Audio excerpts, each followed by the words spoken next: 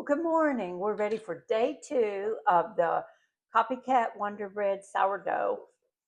What a process it is, but I think it's going to be fun. I can't wait to see how it tastes.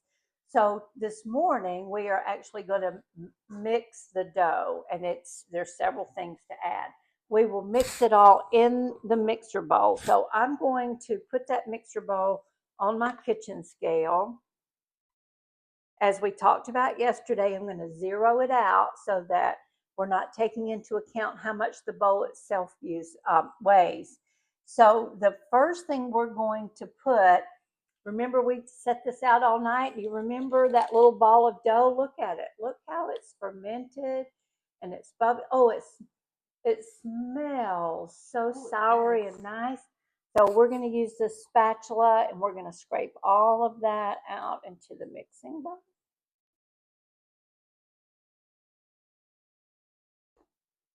All right, I think we got all that. That goes in. It's going to be quite a lot of stuff. You see it in there? It's down in the bottom. Okay. Okay, we're going to zero it back out. Actually, at this point, it doesn't really matter because we're not weighing these ingredients. This is the tangzhong that we did in the microwave yesterday, and it made that custardy. It's really not custardy. It's more of a roux flour mixture, and it's very cold. It's been in the refrigerator. We're going to add that. We're going to make sure all of that goes in.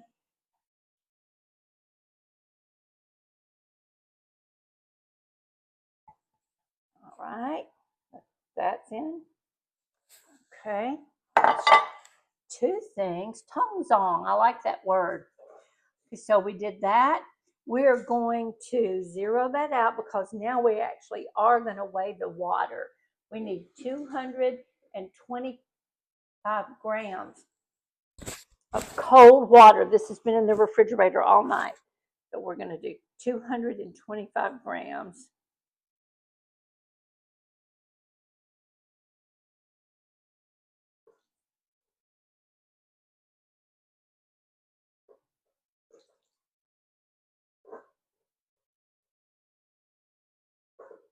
Okay. Water. Then we're going to put 75 grams of honey.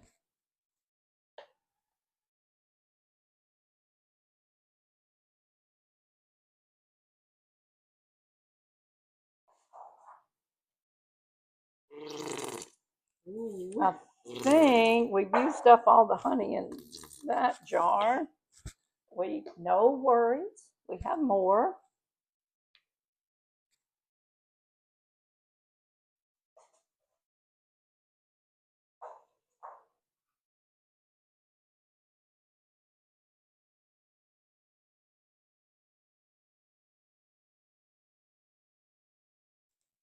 All right, honey. 25 grams of oil, a flavorless oil. I'm just using my regular vegetable oil, 25 grams.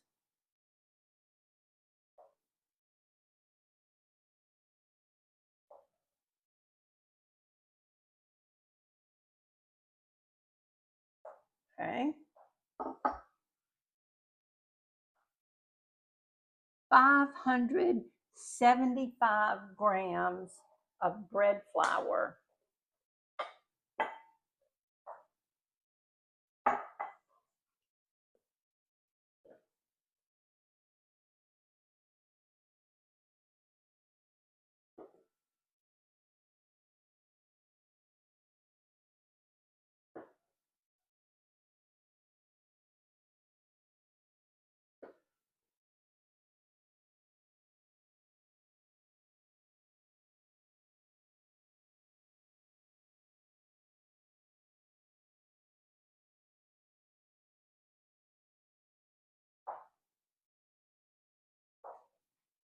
Right?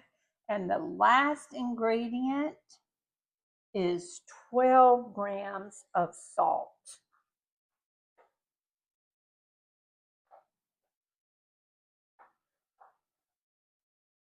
Thank you. Okay, 12 grams.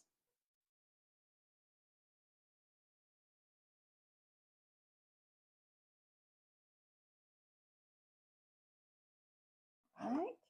So let's go back over the ingredients, make sure we have everything. We put in the sweet starter, we put in the tangzhong with water, honey, oil, bread flour, and salt. Okay, you see in there, that's a lot of stuff. Now we are going to put this on the mixer with the dough hook.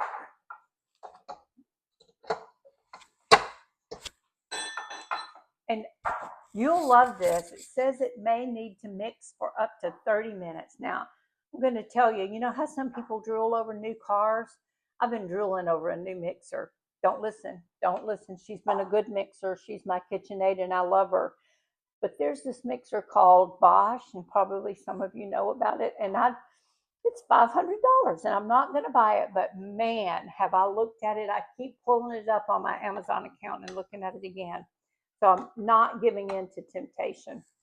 So the first thing we're going to do is mix this on low, just for it to get mixed together. The instructions say if you're using a Bosch, it takes 10 minutes. If you're using a KitchenAid, it can take 20. So, yep, one day maybe. One day maybe.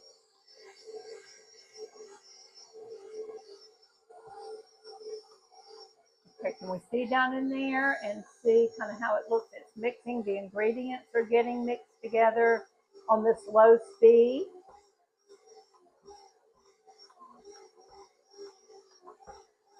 Ah, it's coming together. Oh, it smells good. Once the ingredients are mixed together, then we're going to turn it up just one more speed, and then we're going to set a timer for 10 minutes so then we can look at it. And I will let you go from here, and in 10 minutes, I'll come back and let you see what it looks like. I'll see you in just a few. So far, the dough has been kneading for 15 minutes. I'm going to turn it off and check it and see if it still needs a little bit more. It's holding its shape. We're going to do the window pane test. And if you're not familiar with that, if you pick up the dough, it's not ready. You see how it pulls apart? It should hold together and be so that you can read it like you're looking through a window pane. So we're going to set it for 5 more minutes and then we'll be back. The bread has been kneading for 25 minutes. I'm about to turn it off and we're going to do the window pane test again. Look at that. It's holding together. Can you see that? You can see it like through a window. So I think our bread is ready. 25 minutes it took for it to get to this point. The next stage is called bulk fermentation. So we're going to take this dough. We have a greased bowl. We're going to scrape it out into that bowl. It's still a little sticky, but it said it would be. We're going to roll it into this bowl. And we're going to kind of turn it over so that it gets oiled on all the sides and it won't dry out. This stage takes from 8 to 11 hours. So we are going to cover it. I think we're going to cover it and we're going to set it over on the stove. We'll check on it in about 5 hours, but it's probably going to be more like 8 to 11. We won't really do anything else to it until this evening. I'm so excited to see how it's going to turn out. See you back this evening. Just a quick check-in on our bread process. What a process this is. It has been in its bulk fermentation stage all day for 10 hours. And it has risen to 40% bigger than it was when we started. It has some bubbles. And the instructions say because of that, it doesn't need to sit out any longer. So we're going to put it in the refrigerator to slow down the fermentation. Tonight before I go to bed, take it out, shape it, and put it in the pan for its last rise overnight. But I wanted to bring you back and show you how it looks. It's been with its little cap on covered all day, but it's risen to this big, and you can see that it's shiny and it springs back to the touch, and it's at least twice as big as it was when it started this morning. So I'm pretty excited about the prospect of how good it's going to be. We'll know tomorrow. So we'll see if all of this time is worth the product that we get at the end. I'll see you back tonight before I go to bed, and then we'll be baking bread in the morning. Hope something sweet is happening to you today. See you later.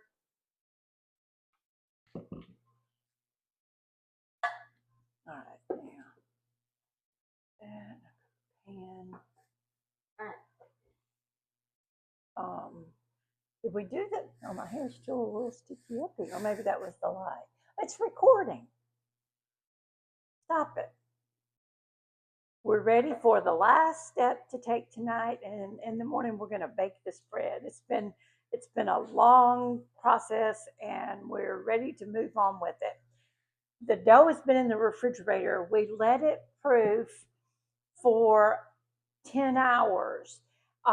It had doubled in size. It had done all the things that it said that it should do. So we put it in the refrigerator to slow down the fermentation. Having dough that's underproofed won't let it rise appropriately, and it won't have the right crumb. It won't have the right texture. But having it overproof is just as dangerous. If it overproofs, that gluten is going to it's reached its peak, and it's going to start weakening again, and the structure won't be good. The bread could be gummy. It could be flat. A lot of things could happen. So there's a window of time when it's proofed enough, but it's not proofed too much. So fingers crossed we caught it right when we were supposed to. So it's been covered. It's been in this bowl.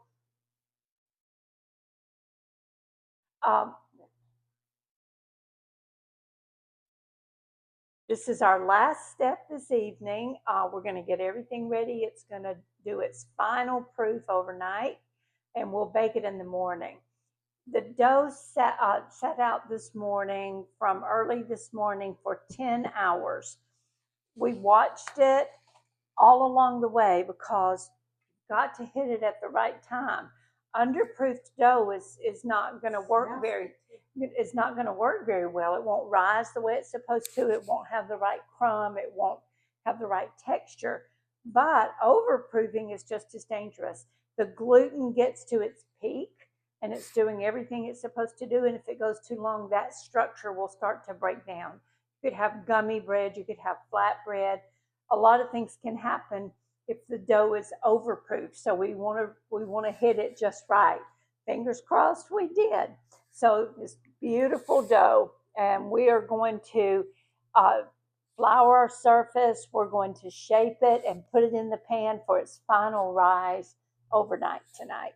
So we're going to lightly flour our pastry mat, and we're going to scrape this dough out.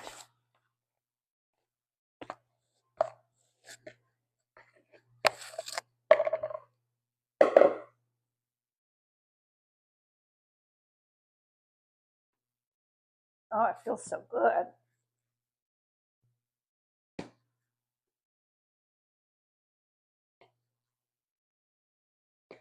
So what we're going to do for shaping, we're going to roll the dough into a long rectangle about the width of the pan that we're going to put it in. We want it to fit in there.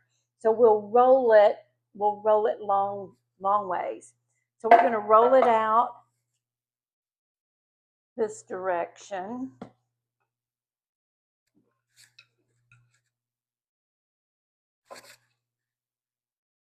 Maybe a tad wider, but mostly longer.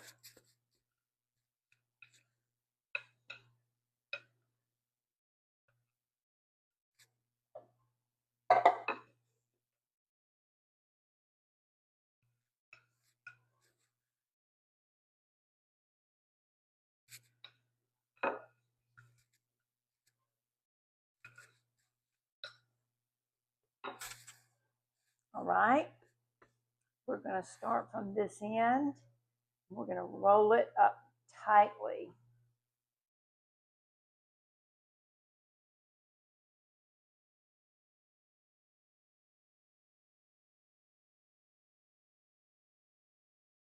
Well, that's unusual. Let's look at this over. I think we might use this side. This side is not, it's going to be not as pretty if we use that side. And you know, we want it to be pretty. Okay, let's try that again.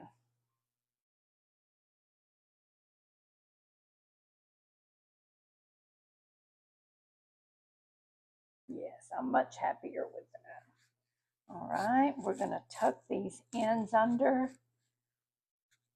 seal those seams, turn it around, seal that in. Look at that loaf.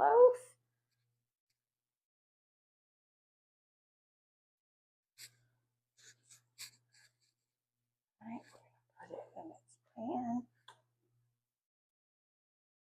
See those bubbles? Can you see the bubbles on the top? Just little bubbles.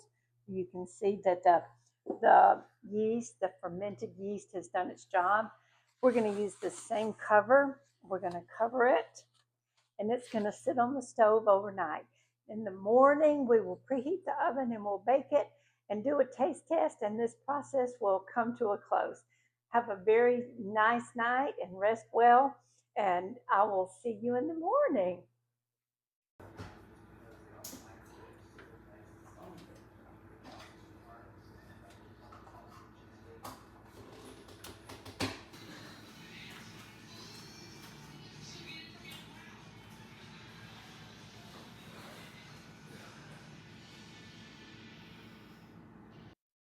Well, good morning. What an odyssey we have had with this bread. It's still very early here in Central Florida, and guess what? We're having winter today. It's in the low 30s here, which is super cold for us. But what a nice day to have a piece of warm bread for breakfast. So I'm going to show you kind of what happened. We left this bread dough out to rise all night, and I woke up very early. And look what had happened. It rose, it fell over the side of the pan. You'll see some video of that already, but this is the finished product. So the jury is still out, not on the recipe, but on my expertise in making it. I'm not sure. I think I should have made this into 2 loaves. That's not what it said. Maybe my pan wasn't quite big enough. I don't know exactly how that's going to work and how well it's going to have cooked on the inside. We're about to find out together. So it's cooled on this cooling rack to the point that it feels completely cool. I'm about to move it from the cooling rack over to a cutting board so I can slice it open. We're going to see what it looks like. I have a bread knife. We obviously want to use a serrated bread knife to cut this so that it won't mush it down. It will cut smoothly through. So we're going to cut it and see what it looks like on the inside. Feels like it's cutting fairly well through this crust. It's a huge loaf of bread.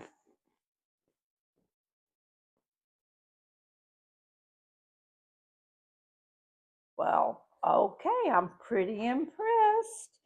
Let's get it all the way through. It's still warm on the inside, which may mean it hasn't cooled quite long enough. But look at that crumb. Doesn't it look beautiful?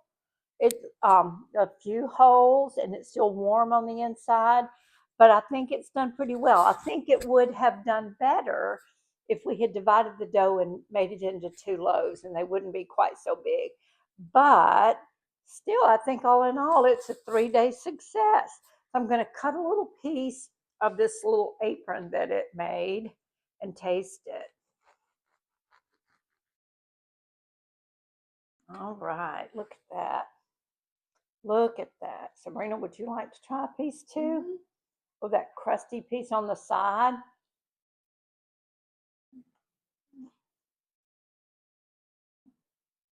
Well, the taste test is certainly successful. What do you think? Very good. I'm going to take a piece and butter it and have it for my breakfast here in icy cold Florida. I hope you'll make the spread. We'll try it again and we'll put it into 2 pans so that it won't be so big. But all in all, I think it was a great success. I hope you have a wonderful day today, and I hope something sweet happens to you. And this is going to be delicious with a cup of coffee and go out into this cold world. Have a great day.